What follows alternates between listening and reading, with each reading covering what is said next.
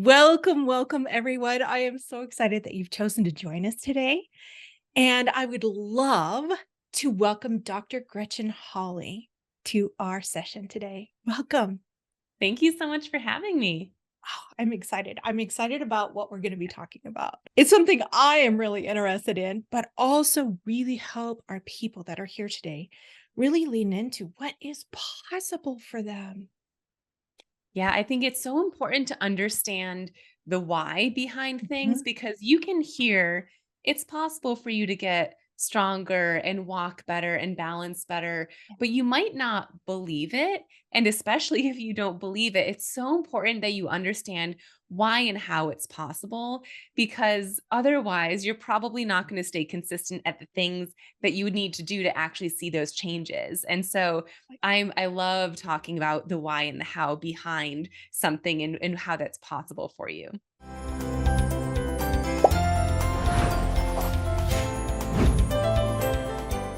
Yeah, if somebody says, "Do this because it's gonna help you do this," or whatever, when I understand what is behind it and why and how it works, I'm way more apt to do something about it, like actually follow their recommendation.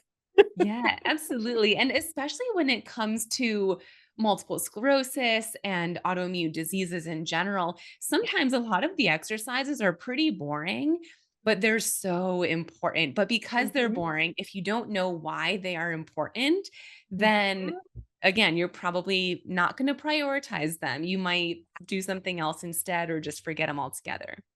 Yeah, or say, "I'll do it tomorrow." Yeah. If I can I know we have a list of questions that we're going to go through, but can I ask how you got into this work? Really, like what grabbed your heart and just like, "Okay, this is what I want to do to contribute to the world." Yeah, it's really funny because I actually live in Western New York, and one of the towns near me is the number one city in Mm, all of the United States for highest prevalence of MS. So one would think that maybe I grew up knowing a lot of people with MS, yeah. or I know people personally. Mhm. And fortunately, that wasn't true. I really didn't know much about MS at all until physical therapy school, but I didn't really know about it until I started treating patients who had MS. Mm, yes. And it was so interesting. And I'm so fortunate that my life unrolled in this way. But I started treating two different people who had multiple sclerosis on my caseload around the same time. And I noticed immediately that even though they were around the same age and they had the same type of MS, their symptoms were drastically different. And not only that, but each individual had varying symptoms each time that I saw them each day. Mhm. And my favorite part about being a physical therapist is brainstorming and being creative. So I loved that, but it also made me realize that physical therapy school did not prepare me for MS and these more neuro-based diagnoses. We had one lecture on multiple sclerosis out of 3 full years in my doctorate of physical therapy program. So that's when I decided to become an MS specialist because it occurred to me very early on that people with MS need to be treated with an MS specific therapy, not orthopedic therapy. Mm, And so I wanted to learn everything I could. And then that's when I dove into the world of MS. love that.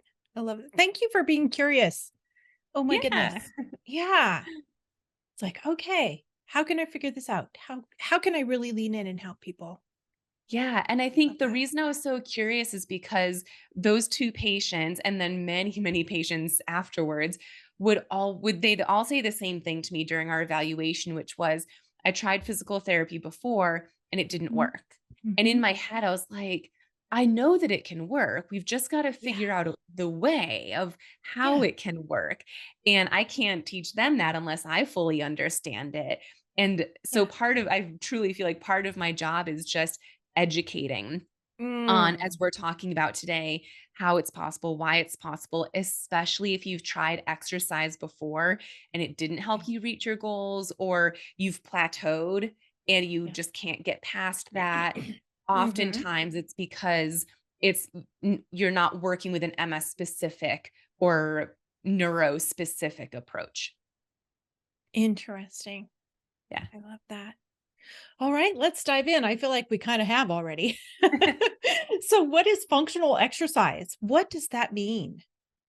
So, functional exercise is all about taking a goal that you have Mhm. and then breaking it down into as many different movements as possible. And each of those movements is now an exercise for you. So, do you mind if I do a demonstration actually? Oh, have at it. I would love it. I'm a very visual person, so I like Me demonstrating too. as well. Okay, let me move my computer around here. Okay, so in this case, let's say that the goal is to improve your walking. Most of my patients that I work with want to improve their walking. So let's say that's the goal to create functional exercises, which is integral for MS and Mhm. other autoimmune conditions. We take that goal and we break it down into as many movements as possible. So this is what that looks like. So if I want to take a single step forward, Mhm. what that actually requires, not it doesn't just require me to move my leg forward. It requires Mhm. seven things. First, it requires me to shift my body weight forward onto Mhm. this front leg. Yeah. Then I need to bend my knee. Then I need to swoop my ankle up. Then my knee comes up. Then I straighten my knee. Then my heel comes down. And all while that was happening, I was standing on one leg. Mhm. That's 7 different movements and therefore 7 different exercises. So we could take any of those 7 movements and make it an exercise. Movement number 1 was just shifting my weight forward. So this could be an exercise. Movement number 2 is bending my knee. And so I could Mm. hold on to something. Of course, you don't have to be in the middle of a room, but you could practice bending your knee, maybe in standing or sitting or lying down, but practice bending your knee as an exercise. And so that's what it means to choose functional exercises because the more functional they are, the more likely that you are to see improvements. Because with MS, if you're not doing functional exercise, you likely will not see the improvements that you're hoping for.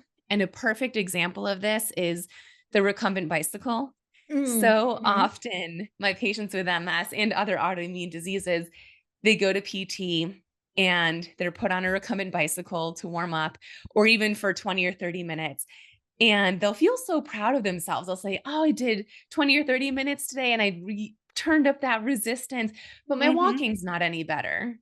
Why is my walking not Mm. any better? I'm like, well, biking will help with biking, but biking won't help with walking. You got to Yeah. break it down and make sure there's that carryover.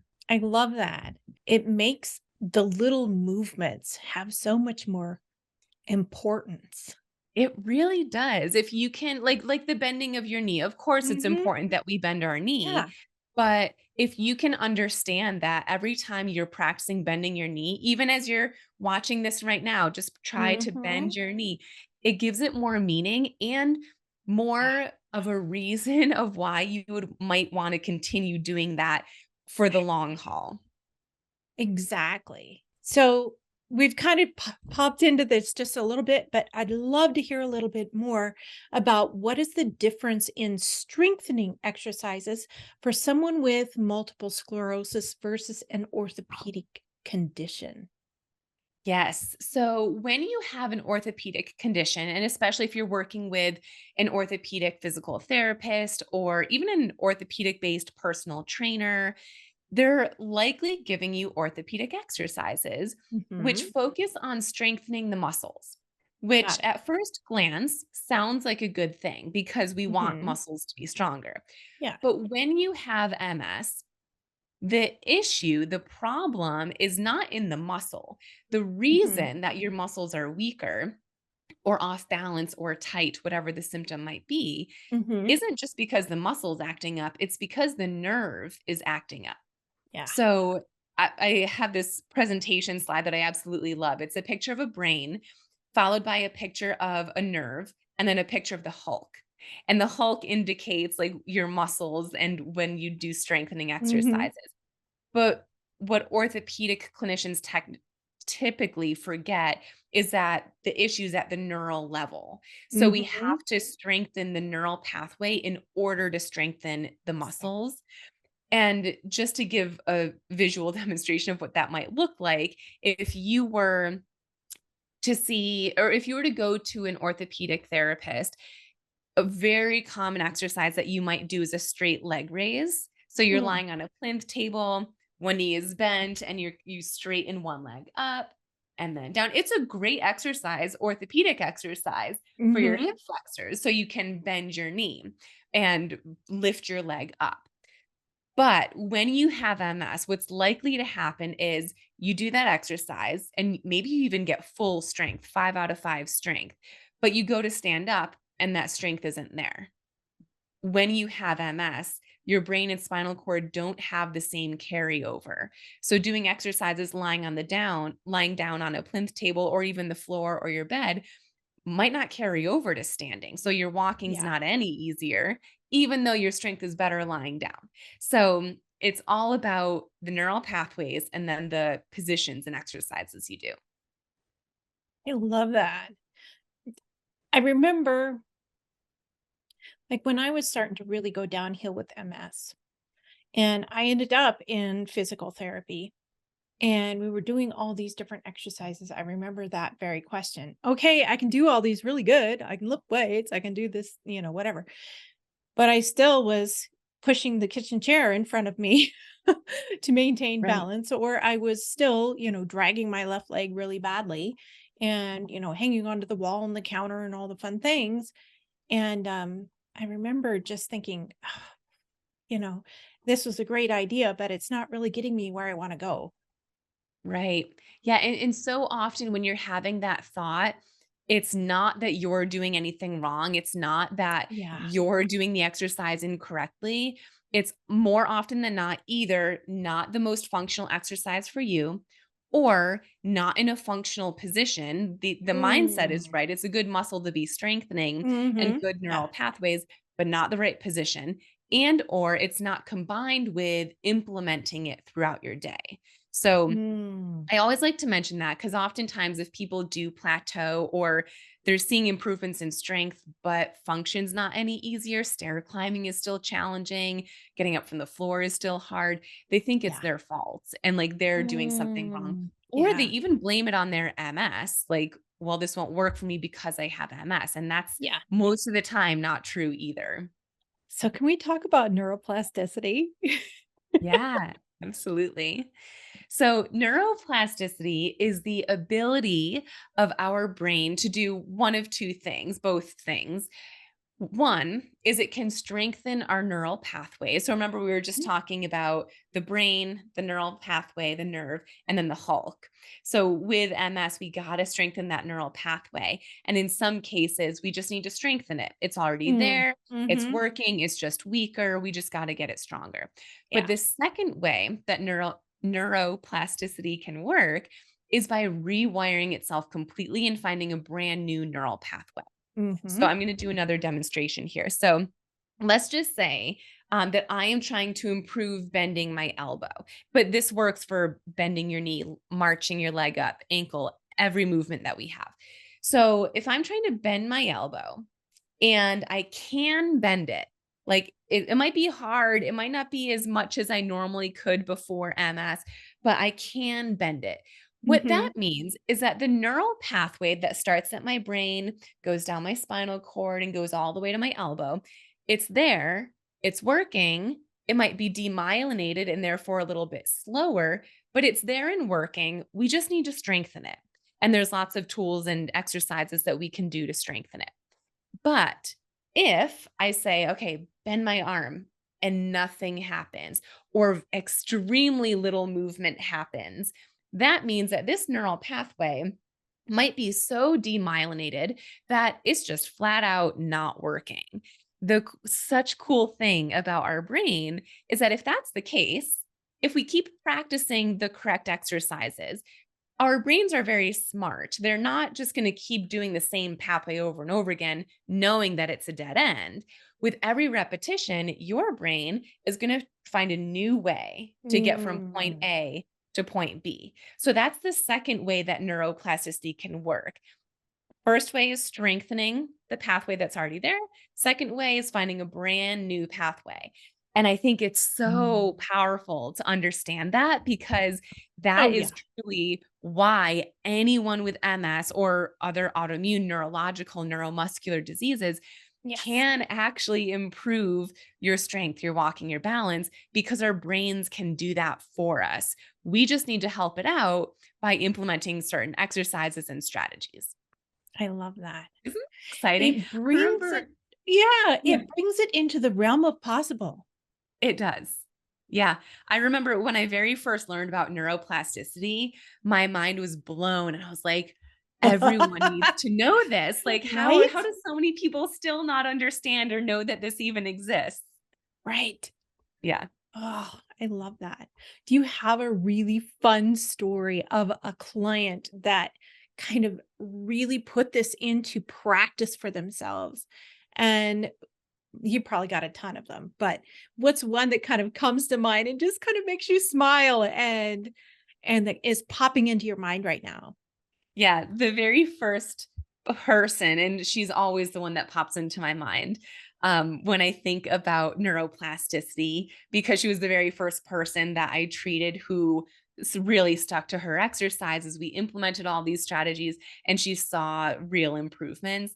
So we Mm, were working, and she was someone who kind of went back and forth between using a rollator on some days or a got cane it. or a walking stick on other days, maybe Mhm. trekking poles. So using a mobility aid, but depending on the day, lesser or more stable mobility Yep. aid. And we were implementing our exercises and strategies.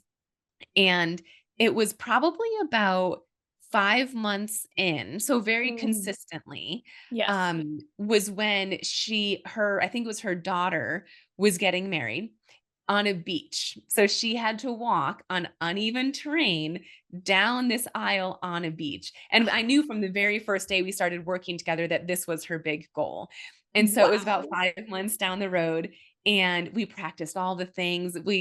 I try to put my patients in as similar of situations that they're going Ah, to be in real life as possible. So we tried to do that in the PT clinic and outside. love it. Anyways, it got to be the day of the wedding and she was able to walk down the aisle on the beach. She was holding on to her husband on one side and she was able to walk down the aisle just with him feeling steady and Oh, I not love that. feeling like everyone was looking at her and like, "Oh, what's going on with her walking?"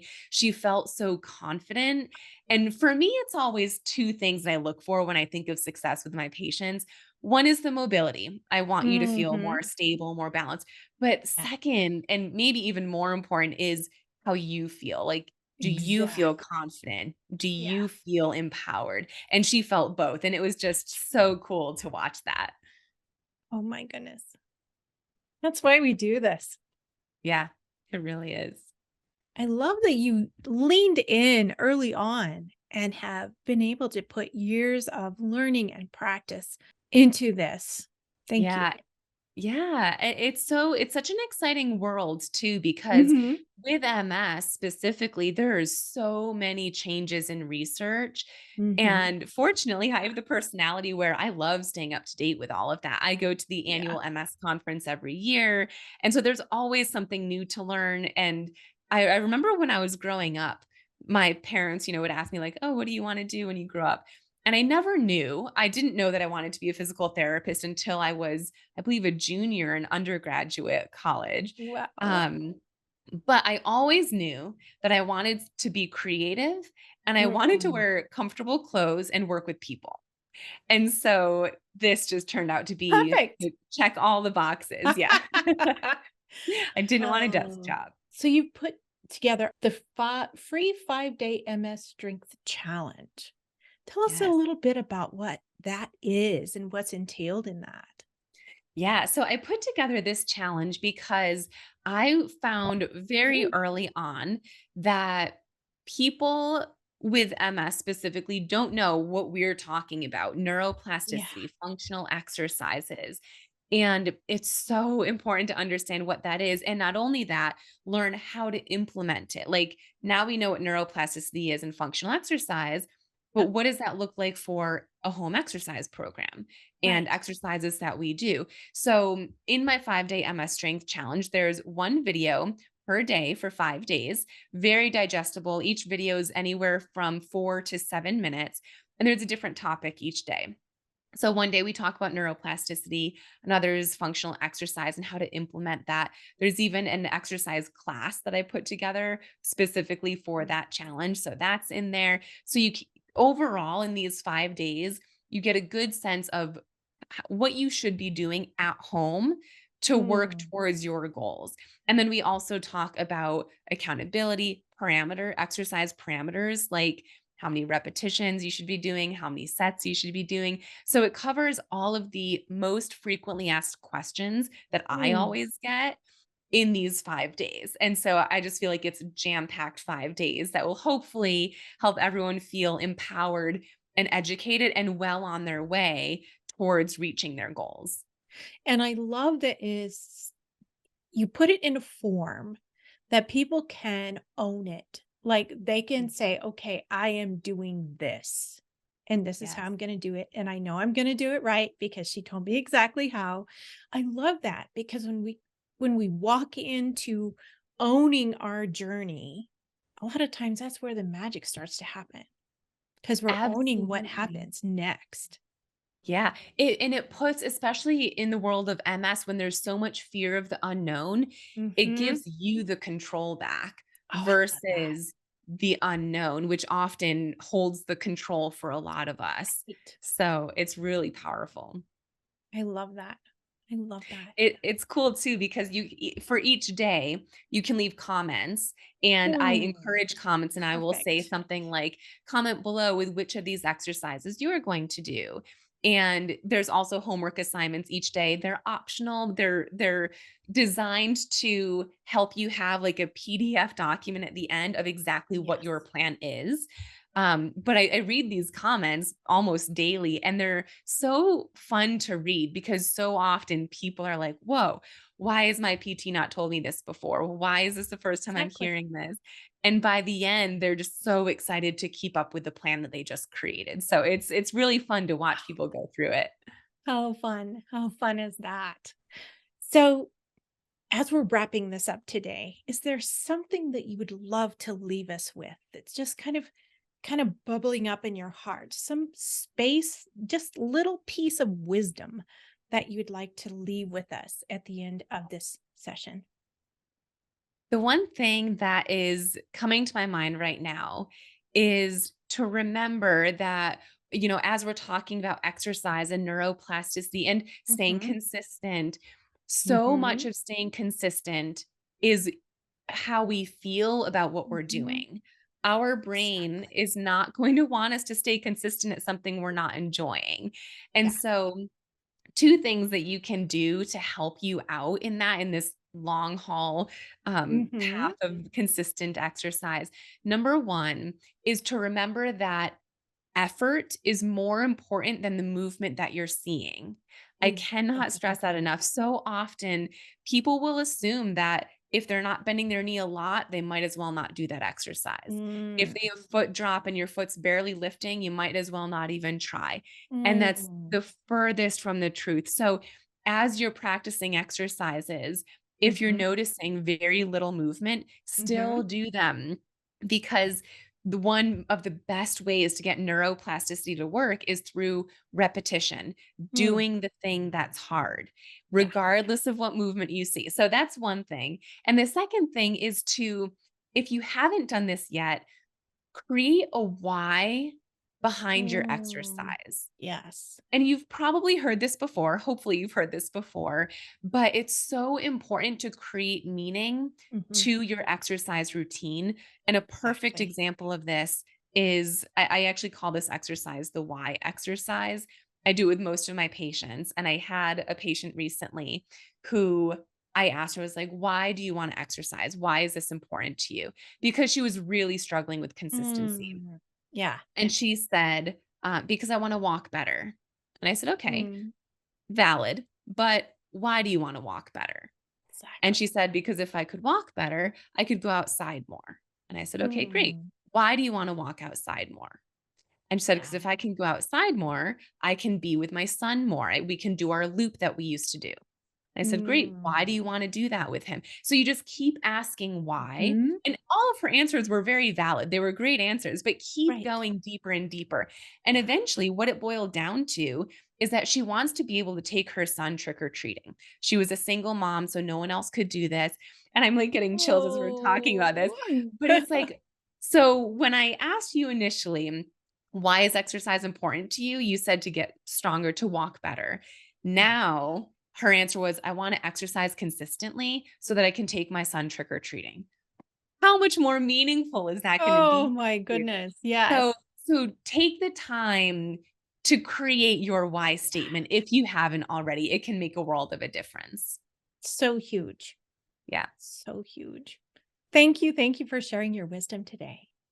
Of course, thank you so much for having me.